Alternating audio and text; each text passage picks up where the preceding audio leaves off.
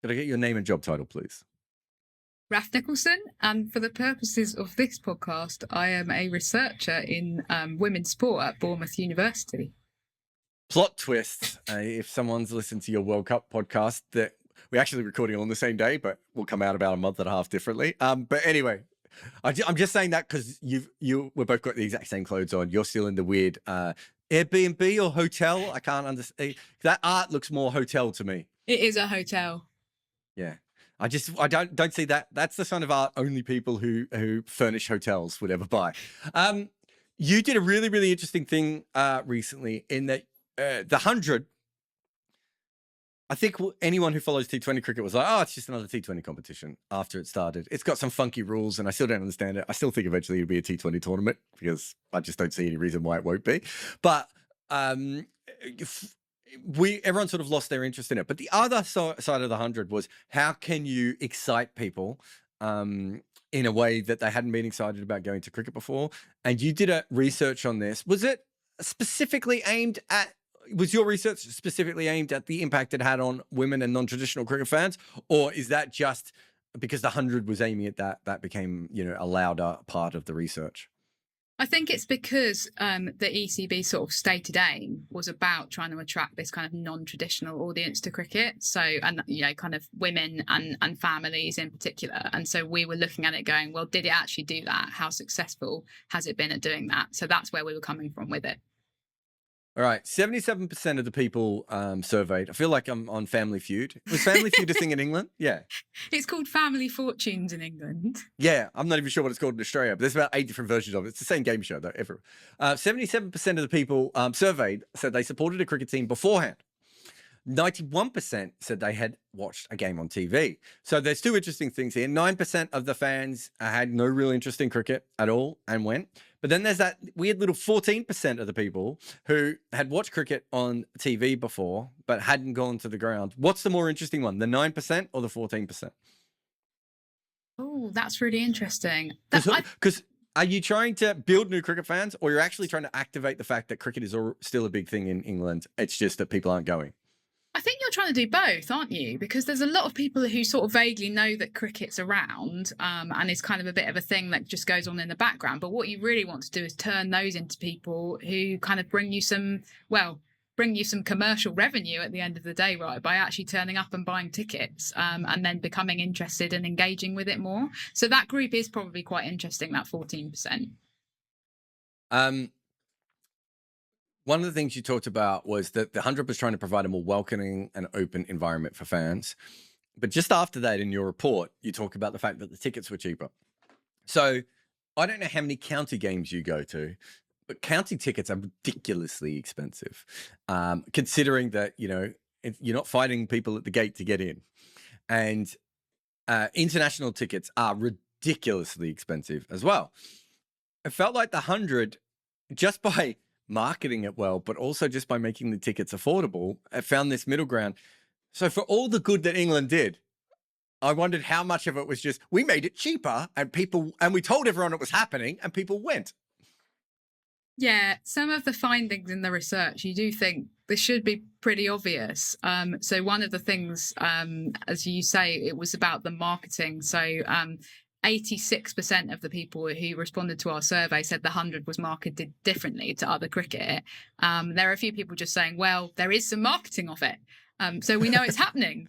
And, the other stuff about kind of it just being more inclusive marketing. Actually, whenever there's a poster of a man, there's a woman as well. I mean, it's these things and you think that's not actually, I could have told them that, and I'm not a big marketing exec, earning the big bucks. So some of the findings you'd think would be really obvious. And obviously one of our recommendations in the report is for the ECB to go, okay, why don't you market other cricket like this? It's interesting that they have got now a joined up marketing campaign for this summer's Ashes with the men and the women being marketed the same. So I think that they are learning from the 100 to some extent. Yeah, I remember going to, I can't remember what year it was. It must have been around 2012. I think we were making the film. And I was in Sri Lanka twice within the space of a year. And one occasion we were there for the World Cup, and one occasion we were there for the Test series. For the Test series, you could go through the town that the Test match was going to be played in and not know a Test match was going to come up. There was almost no marketing. Now, if you're a hardcore cricket fan, that's fine. You don't need to be told. But this is the problem: is you and I are hardcore cricket fans. Most people are casual cricket fans. It's a completely different world. We then came back for the World Cup, and literally every city that the World Cup was being played in had stuff. You couldn't not know that there was a World Cup about to be played in Sri Lanka, and the 100 is very similar to that. When England play a test match or limited overs games and everything else, there's no real hype built up around the fact that, this place is about to hold an international event, and you can come to a fan park and watch it because it's already sold out on day 2, or you can bring your kids to this event and we're going to have county coaches here helping people out and everything else. That's essentially all the 100 have done. It's really basic outreach and letting people know that the tournament is on. I'm not sure you needed to rip up the entire map to do that, but it is interesting that when you brought in outsiders, the first thing they said was, if we told people about the cricket, people might come. Yeah, and also the way that you market it, the messages that you send out about the fact that it's a kind of family day out, the fact that it's fun, and that there are some interesting kind of messages coming through in the marketing that you maybe don't see in marketing for other cricket as well when it does happen. I want to talk about the entertainment. So I went to a few 100 games in the first year. I'm not even sure I went to one last year. I went to a few in the first year, and I've been to NBA games. So NBA games, almost every time there's a break, and WNBA is exactly the same. You've got dancing people on the court. You've got some competition between the fans. You've got a DJ at halftime. You might have a concert, all these sorts of things. Very, very prevalent. English sport is really, really, you can only enjoy the sport, right? It's this whole thing of you either enjoy the sport. If you're not interested in an hour of people mumbling before a football game, well, then you don't like football enough, right? And it's a really odd thing because it's not how it works. The interesting thing is that you guys, when you surveyed the people, women enjoyed the live entertainment and the music far more than the men did. So there is still this prevalence of men going, I'm only here for the cricket. I will not enjoy anything else in this game that is not directly a professional game that is being played in front of me. And it is a very weird English trait that I don't think sort of makes a lot of sense. Yeah, I agree with you. And I think that partly what we see in the 100 is a little bit of a clash between those two visions of what a day at the cricket looks like. And, a lot of our female respondents tended to be people who hadn't really engaged with cricket before. So they have less ingrained expectations about what it feels like to go along to a cricket match and be at cricket. Whereas, my dad can't stand the 100. And probably if he went to a 100 match, he might not enjoy it particularly because he doesn't want to have his face painted or, listen to a local DJ at the Oval. That's not his scene. So I think that there's a bit of a clash going on with expectations. And one of the things that we kind of say in the report is actually that's okay because the 100 isn't aimed at those fans like my dad. And maybe it's okay for the 100 to have its own niche and to be about bringing new fans into cricket who then might kind of have it as a gateway and then think about, well, if I want a slightly more traditional experience, I'll go and watch a test match or I'll go and watch an ODI, or if I want to have a really boozy evening out, then I'll go to the Blast. Rather than to the 100, which is about being family friendly and being kind of very welcoming and not 100% focused on just the cricket. I think you should do an article for someone at one stage where you take your dad to a 100 game and you get his face painted, but that's a whole different argument. Yes, I'm going to pitch that to the Guardian, Jarrod. Just the entertainment wise, this is just very interesting. When the Big Bash started, and I went at the Renegades at halftime, they actually had like motorbikes jumping. I don't know what it's called, but motorbikes were jumping up on things and doing things, and it reminded me and. At first, you're just like, whoa, we're in a cricket game and there's motorbikes on the outfield halfway through. But then it reminded me of the fact that if you go back to the history of cricket, the first time England toured Australia at lunch break of the first game, this is before Test cricket. So this is 20 odd years before Test cricket. At the lunch break, they were so afraid that all the audience would leave that they landed a hot air balloon on the MCG to entertain people because I think it was the first hot air balloon in Australia or something silly like that. It's actually always been an issue, that 40-minute gap. And what has happened is that cricket has been so pushed towards older people who like to chat that they have forgotten that other people get absolutely bored. And I still, at a certain point, it's not, not that the concerts or anything are going to help me, but I still at a certain point go, oh, I've got 40 minutes that I've got to kill here. It is, and it's less so obviously in T20 games and everything else. But even if you get to the ground too early and you're like, oh, what am I going to do for the next hour? Like having stuff there is so very, very interesting. We talked about the marketing. There was also some really interesting things that people talked about when they were talking about. I think I've got some quotes here that you put from people. Someone said it was the most diverse crowd I've ever been to at a cricket match. Really interesting. I went to the Sydney Thunder game early on in the Big Bash, and it was the youngest cricket audience I'd ever been in. And it was so noticeable. Then I went to, I was in the Wanderers for a one-day game, and it was the most diverse crowd I've ever seen, with just people of just random backgrounds. It was one of the best cricket. Both of those are two of the best experiences I've ever had being in a cricket ground.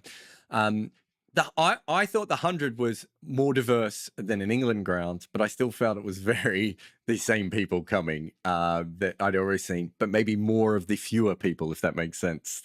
Am I making sense? Yeah. So I think what you're saying is that there were a lot of kind of established or traditional cricket supporters going along, as well as these kind of new audiences. It didn't feel like a new crowd. It felt like a crowd that was of, let's say we go to an oval game in the Blast, or if I go to a test game, the same people that I would see at that 100, I would have expected to see at that game, but it would have been 10% of the crowd in that. Whereas for some of those 100 games I went to, it was maybe 30 or 40% of the crowd. It was a small step up. It wasn't like going to the Sydney Thunder game and suddenly being in a ground where there's 12,000 people there and 8,000 of them are under 15. And it wasn't like going to the Wanderers and suddenly going, this is like no cricket crowd I've ever been to. This is like a nightclub that happens to have a cricket game on. Yeah, I mean, I think there were a couple of things going on there. I think that partly, like the first year of the 100, people were going along because it was the first cricket that they could get to after lockdown. So you are getting established supporters going along. And that is partly what leads to this sort of clash in expectations about what the matchday experience should look and feel like. So that is definitely happening. And perhaps what we're kind of trying to say is, well, maybe the 100 should be more of an experience for new fans. If you're an established fan, then if you're not prepared for what this looks like, then you could go to a different form of cricket, because there are other products available. Gosh, I sound like a marketing person describing cricket as a product. I do apologise to all of your listeners. But yeah, at the same time, I think that the other thing that's going on is that established cricket supporters are maybe bringing along people with them who've never been to cricket before, who wouldn't be interested in going with them to a day's test cricket. So we had men in our focus groups talking about bringing along their girlfriends or their wives or their partners for the first time. Who would, and then it's a bit cliche, but then their partner would go, oh, I really enjoyed that. I thought that cricket was really boring, but I had a great time at the 100. Let's go back. Or they might bring along their grandchildren or their children, and they have a really positive experience. Whereas if you took them to a day of test cricket, I mean, like I'm a geek. I used to love, when I was 11 or 12, going with my dad to a day of men's test cricket. It was brilliant. But there are other children who maybe wouldn't enjoy that and would actually have a better time at the 100, where there's a little bit more going on, perhaps. So I think that, yeah, there are traditional fans going along as well. But you are also seeing a bit more diversity, which is really positive, because let's face it, English cricket has got a huge image problem. And if the 100 can try and kind of break some of that down, then that's really important. And it is a bit frustrating when so much of the talk around the 100 is really negative, from people going, oh, but I love cricket. And it's like, yeah, but then this isn't really for you. It's for the people who think that cricket is a kind of fussy sport for old white men, and wouldn't feel comfortable. Where would they get that opinion from? Being in I remember Miriam took, must have been my oldest boy, to a World Cup game, and I got a free ticket because I was working there. So I'd asked the it was at Edgbaston. So I'd asked Edgbaston if I could get a free ticket to bring my wife in. And she comes in with the pram, and straight away they make a big deal about the pram, and they weren't going to let her in and everything. And so I had to call like the head of Edgbaston media and go, look, that free ticket you gave me, my wife can't get in the ground because of the pram. So then she takes the pram in, and they finally allow her to go in, and they make a big deal about it, despite the fact that it wasn't like there was room everywhere to put the pram when she was inside. It didn't make any sense. Then when she gets in there, she's obviously got a baby. You know, I don't know how old he was at the time, but he wasn't very old. And like there was a lot of like looking over at her. And I've done that as well. I took my 2 kids to a couple of games. And if you go to a traditional cricket ground, there's a lot of people looking over their shoulder, shaking your heads that you've got a child with you. When you go to the out grounds, it's completely different suddenly. But I don't know what the difference is there. But my wife has also been to the cricket around the world with kids now. Sadly, you know, she's married to a cricket guy. That's part of the part of the gig. And when you go to the MCG, the way they look after families, the first thing they told her at the MCG was, "Oh, come over here. Well, this is how we'll get your pram in. This is where you need to put your pram to make sense." Then they're like, "Now the family room's over here, and the mother's room's here, and all these different things." English cricket has none of those things. And I would say England sports are not really geared for the fact that women might want to go to them. It's like even football, they're like, "Oh, you're going to come to this game. Well, we'll work it out later with the longest toilet we've ever seen." You know, the longest queues you will ever see at any professional sporting game in England are women waiting to go to the toilet, right? It's worse than a nightclub, the way that they set these things up. And there is no real facilities. And also there is this general thing of children and women shouldn't be there.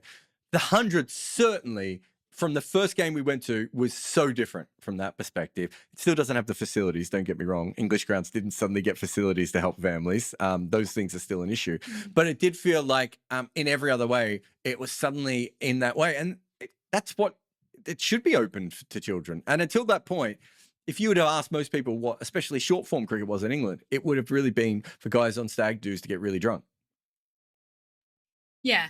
And unfortunately, some of the negative stuff in our research was about the fact that some of that atmosphere maybe shifted into it being a little bit more of a boozy atmosphere during the men's game, because you know, generally the women's game is played first in the afternoon, and then the men's game is played afterwards. And so there was a little bit of negative feedback coming through about that. Now, from the ECB's perspective, they would say they've tried really hard to tackle that in the second year of the 100 with kind of more family stands, more restrictions on alcohol, etc. So I'm trying to kind of put their perspective across.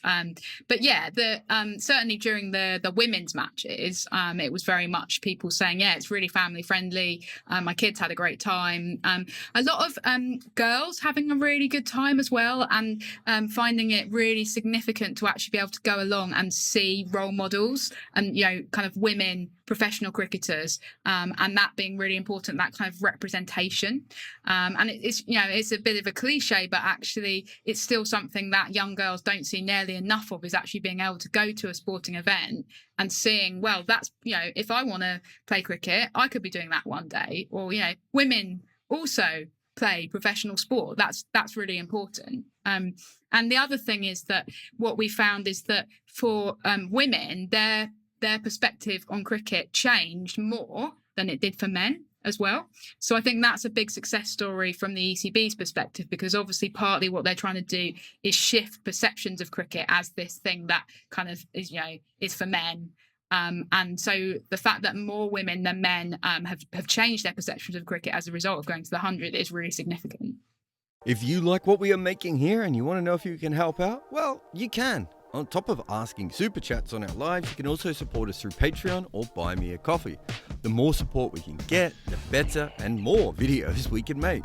On Patreon, there are plenty of other things we offer too, like a Discord server, the chance to ask questions directly, AMAs, and early versions of our recordings. This channel only exists because people like you help support it. We have to buy equipment, software, pay wages, and my mortgage, I suppose, just to make this stuff happen. And if you don't have any money available to spend, it isn't just your money we want. Shares, likes, retweets, comments, subscriptions, the little bell icon thing, all of it. They help us build and become more professional, make more videos, better videos, all that sort of stuff. So thank you for watching everything we make and for all your support so far.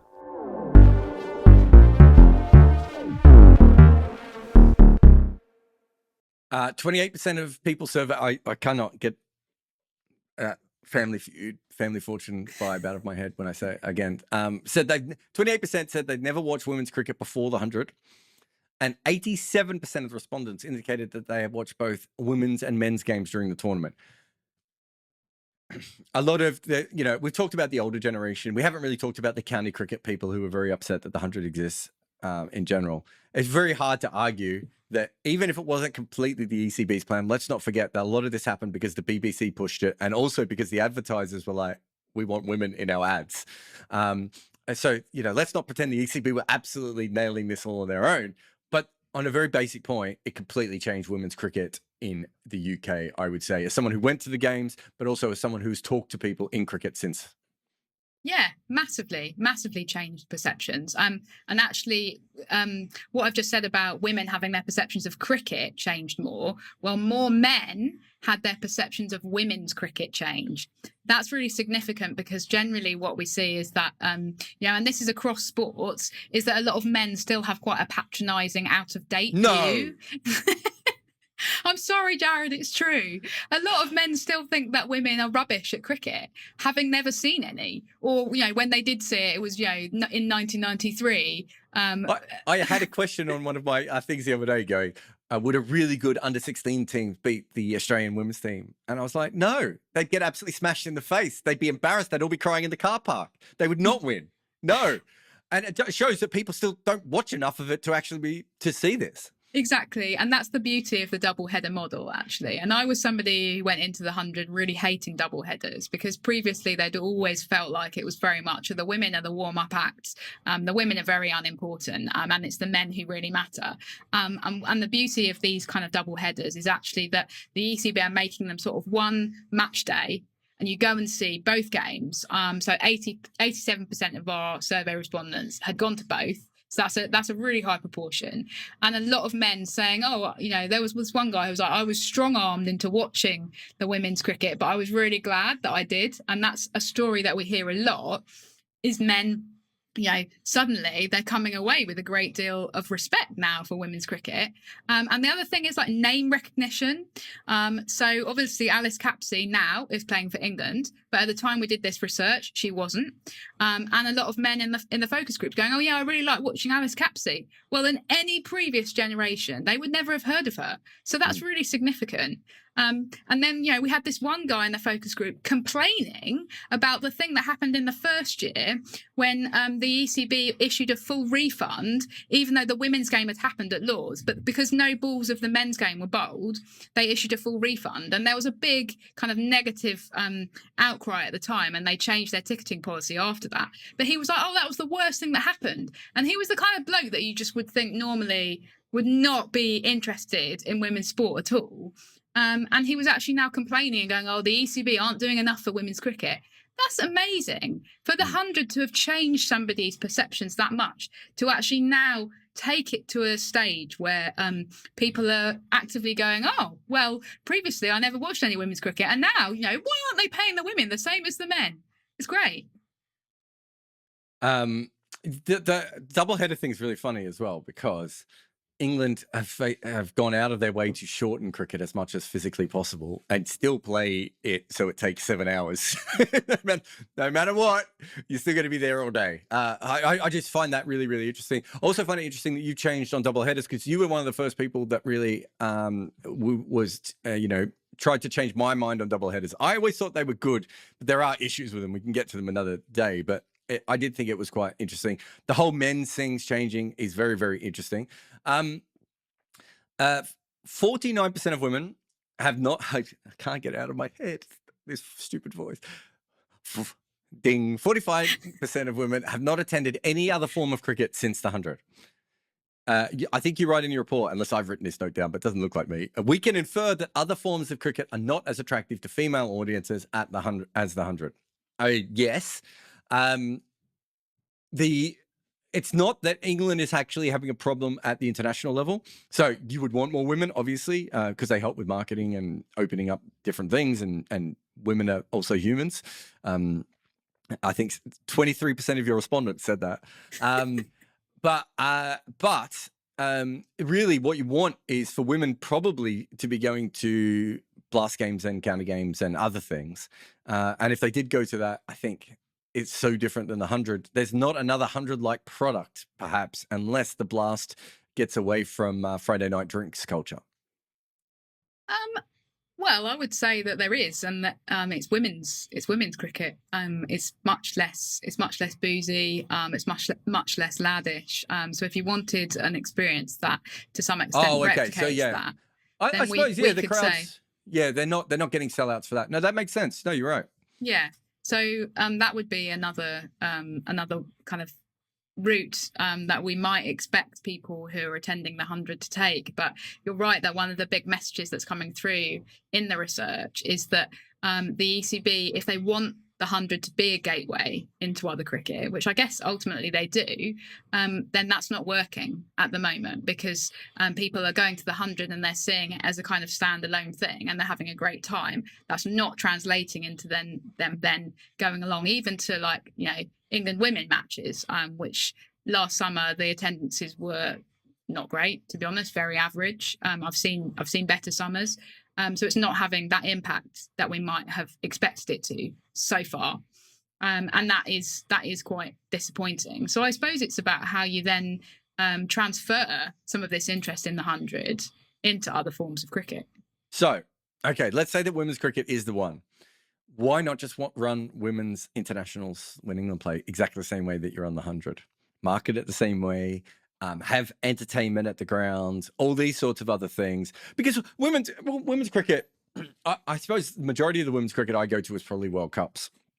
And it's always a little bit more, hey, you know, a little bit more family, a little bit more relaxed than everything else. But you could actually jazz it up and have it a lot more like, I mean, you know, we had the Katy Perry World Cup, didn't we? I believe that's how it's now referred. You know, so we have tried to jazz things up a little bit before.